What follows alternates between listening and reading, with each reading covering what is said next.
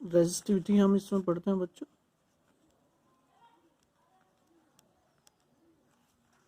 Resistivity.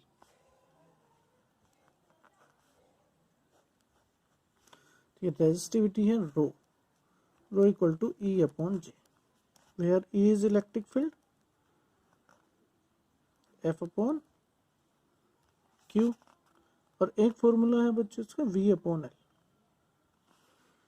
ठीक है, और J is current density, I upon V upon L. तो मैं यहाँ पे पुट करूंगा वी अपॉन एल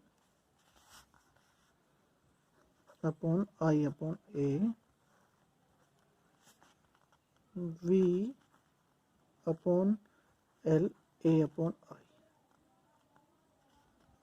अब हमारा जो v है हमने पढ़ा है v इक्वल टू क्या हुआ है आई आर, तो यहाँ पे पुट कर दिया I R into A upon L into I, I cancel, तो जो रेजिस्टिविटी होगी वो होगी आर ए अपॉन एल, ठीक है, R A upon L R. तो इसका मतलब resistivity is proportional to length, sorry area, and inversely proportional to length. तो resistivity of a conductor is directly proportional to area and inversely proportional to length, ठीक है। अब इसकी definition देखिए, if A equal to unit area of cross section, area of cross section, L equal to unit length, यहाँ पे 1 place कीजिए, यहाँ पे 1, तो रो इक्वल टू क्या होगा R।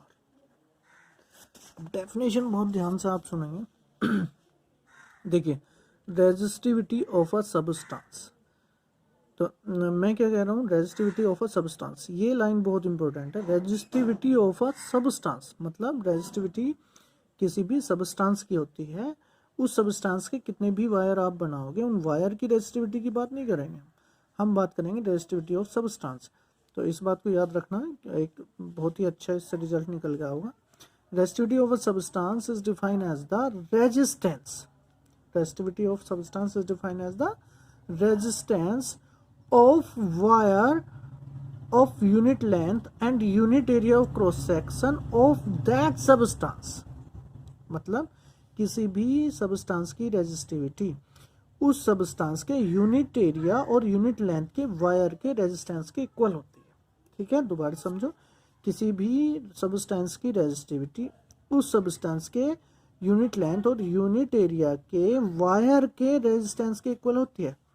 अब दोबारा से सुनो, resistivity of a substance is defined as the resistance of wire of unit length and unit area of cross section of that substance, ठीक है। तो यही हम लिखेंगे, मैं बोल देता हूँ, आप लोग लिख लोगे।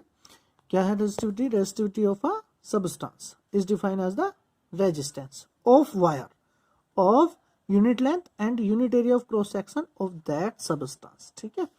अब इसकी यूनिट देखते हैं। देखिए, आर की यूनिट क्या है? रेजिस्टेंस की ओम, एरिया की यूनिट क्या है? मीटर स्क्वायर, और लेंथ की यूनिट क्या है? मीटर। तो ये कैंसिल हो गया बच्चों, तो यूनिट होगी ओम मीटर,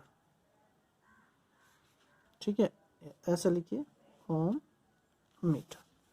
अब डायमेंशन देखिए, डायमेंशन, अब हमारे पास आर की डायमेंशन अभी हमें नहीं पता, तो बच्चों क्या करेंगे, हम आर का फॉर्मूला लिखेंगे V upon I into A upon L. और v की भी अगर हमें नहीं पता तो v का फॉर्मूला लिखेंगे w अपॉन क्यू, ए अपॉन एल। अब बहुत सिंपल, वर्क की तो सबको याद है, ml टू t माइनस 2, और q की हमें याद है डायमेंशन 80, और I की हमें याद है एम्पियर एरिया की हमें याद है एल स्क्वायर और लेंथ की एल, ठीक है। अब इसे कंबाइन कर लेते हैं। देखो एल स्क्वायर L4 और नीचे एक एल है तो L3 ML3, टी ऊपर जाके -1 T -2 ये तो कितना हो गया T -3 A स्क्वायर हो जाएगा बच्चों A -2,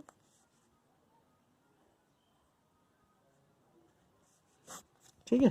फिर देखिए रेजिस्टिविटी का यूनिट देखिए भाई, रेजिस्टेंस की यूनिट आपको याद है ओम, एरिया की यूनिट क्या है मीटर स्क्वायर, लेंथ की यूनिट क्या है मीटर, मीटर से मीटर कैंसिल, ओम मीटर। अब डायमेंशनल फार्मूला देखिए, आर का फार्मूला आपको याद नहीं है तो आपने लिख लिया V/I, आर इक्वल टू क्या हुआ है V/I, ठीक है, A/L। अब V का भी फॉर्मूला आपको याद नहीं है तो V को भी आपने फॉर्मूले में तोड़ दिया, V का डायमेंशनल याद नहीं है डायमेंशन फॉर्मूला, तो V को आपने फॉर्मूला लिख दिया W/Q, अपॉन में क्या है IAL, W वर्क का फॉर्मूला रख दिया ML/T -2, चार्ज का फॉर्मूला रख दिया AT, और I का एम्पियर, एरिया का L स्क्वायर और लेंथ का L, L स्क्वायर L4, एक L के कैंसिल हुआ, L3 M as it is A square, ऊपर जाके A -2 T -1 और T -2 T -3, ठीक है। अब देखिए आपका ये क्वेश्चन एग्जाम में आया बोर्ड एग्जाम में कि relation between electric field and drift velocity, ठीक है। तो electric field between drift velocity, relation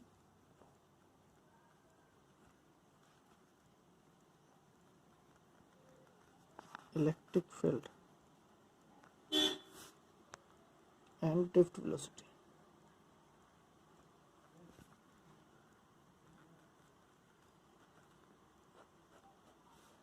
तो आपको पता है I का फॉर्मूला हम पहले ही एस्टेब्लिश कर चुके हैं, यानी VdA, wherein is number of electron is charge of electron, Vd is drift velocity of electron and area is cross section area, ठीक है।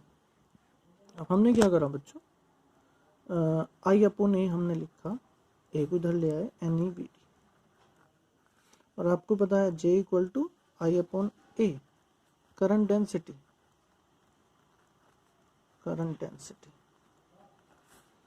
यहाँ पे J आपने पुट करा NeVd, और आपने अभी पढ़ा है ρ = E/J, तो J = क्या होगा E/ρ, यहाँ पे पुट कर दिया आपने E/ρ NeVd, रो की इधर मल्टीप्लाई कर दिया आपने NeρVd, this is the relation between electric field and drift velocity. तो एक बार फिर देखिए relation between electric field and drift velocity आपने पढ़ा है I = NeVd-A, अब A को हमने I के अपॉन में रख दिया तो I/A NeVd, और I/A को हम क्या बोलते हैं करंट डेंसिटी J, और हमने अभी पढ़ा है ρ = E/J, तो यहाँ से J = E/ρ यहाँ पे पुट कर दिया, रो की इधर मल्टीप्लाई, तो E = NeρVd, this is the relation between electric field and drift velocity.